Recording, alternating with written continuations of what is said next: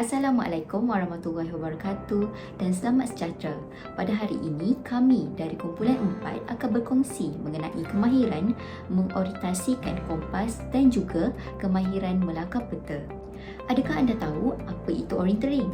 Orientering merupakan aktiviti pandu arah yang bergerak dari satu tempat ke tempat yang lain.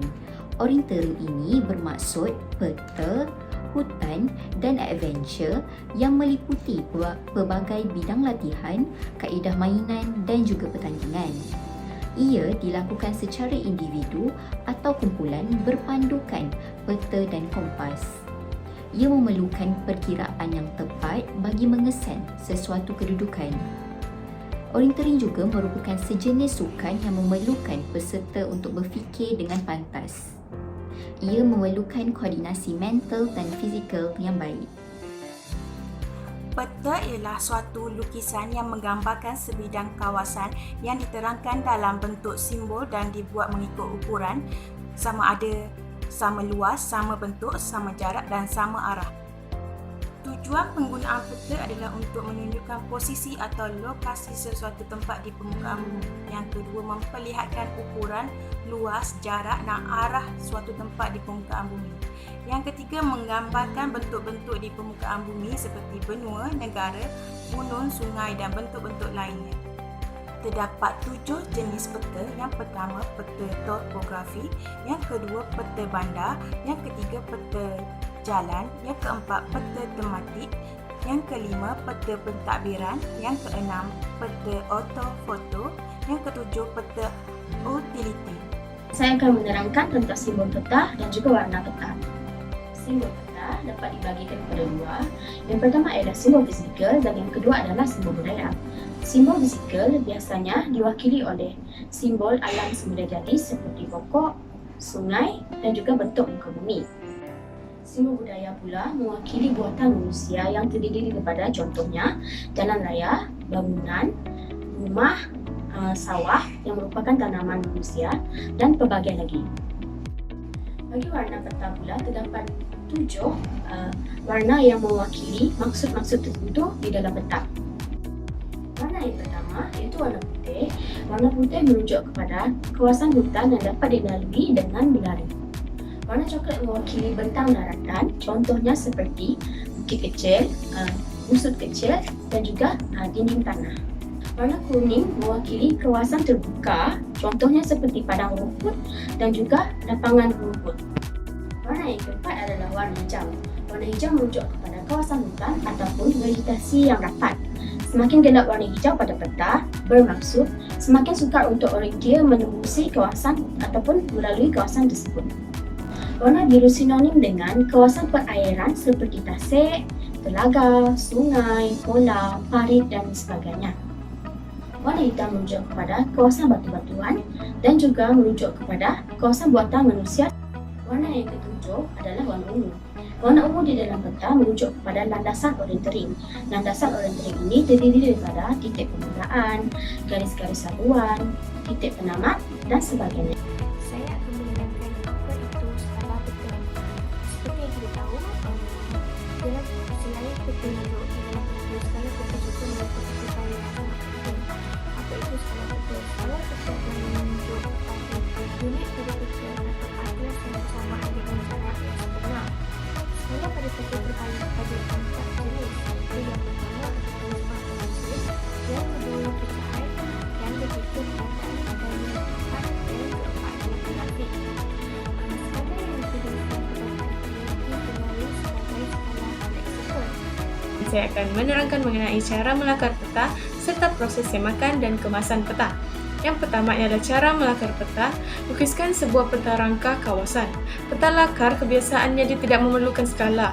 Sekiranya mahu menunjukkan skala peta, ianya dibolehkan. Yang kedua ialah pilih simbol, warna dan singkatan yang sesuai bagi menunjukkan ciri fizikal dan budaya yang terdapat di kawasan yang menjadi pilihan kajian. Dan yang ketiga ialah lukis simbol dan warnakan bagi setiap ciri geografi yang mahu dimasukkan di dalam peta lakar.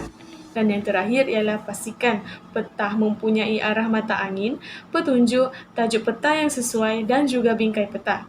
Seterusnya ialah proses semakan dan kemasan peta.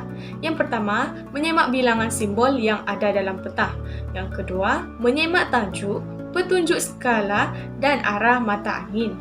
Yang ketiga, menyemak nilai-nilai yang ada dalam peta dan pastikan ianya betul. Dan yang terakhir ialah lakukan pembersihan dan kemasan yang terakhir dalam peta yang dilakar.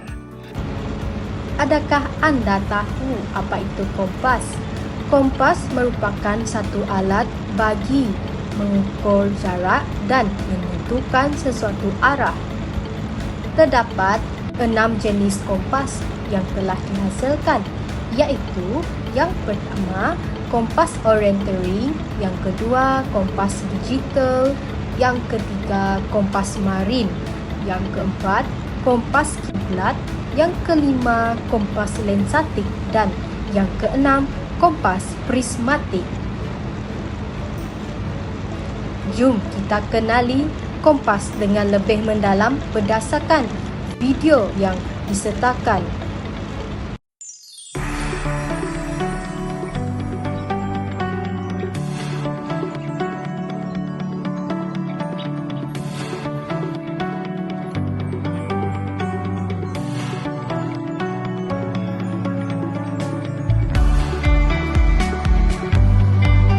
Cara menggunakan kompas guna arah mata angin. Arah ialah hala tuju ke sesuatu tempat dari sesuatu tempat yang lain. Kedudukan sesuatu tempat dapat ditentukan melalui arah mata angin. Arah mata angin utama ialah utara, selatan, barat, timur. Selain daripada arah mata angin utama, terdapat juga arah mata angin perantaraan iaitu timur laut, tenggara, barat laut, barat daya. Arah mata angin dapat ditentukan berpandukan kepada terbit dan terbenamnya matahari dan bintang-bintang pada waktu malam. Kompas magnetik dapat digunakan untuk menentukan arah yang tepat.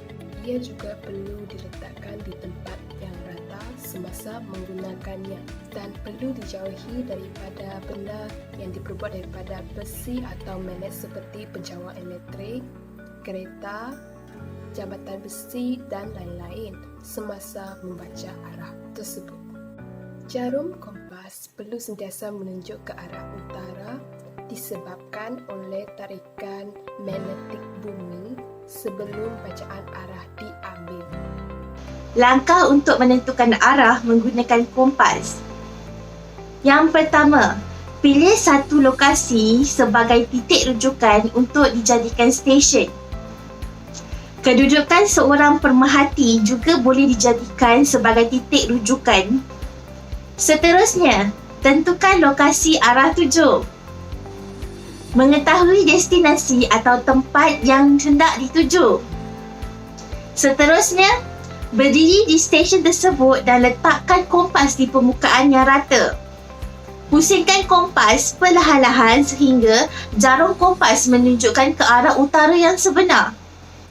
Halakan arah pandangan mata melalui pusat kompas ke arah objek atau penanda tempat yang hendak ditentukan arahnya. Baca arah objek tersebut seperti yang dicatatkan pada permukaan kompas. Saya akan menerangkan sedikit mengenai cara menentukan kedudukan arah peta dengan menggunakan kompas. Peta perlulah diletakkan di atas satu permukaan yang rata. Kemudian letakkan kompas di atas peta, di mana anak panah kompas menghala ke buah peta dan selari dengan garisan grid serta garisan biru. Pusingkan peta sehingga jarum kompas bertitik selari dengan anak panah kompas. Dalam keadaan sedemikian, peta diorientasikan sejajar dengan bumi.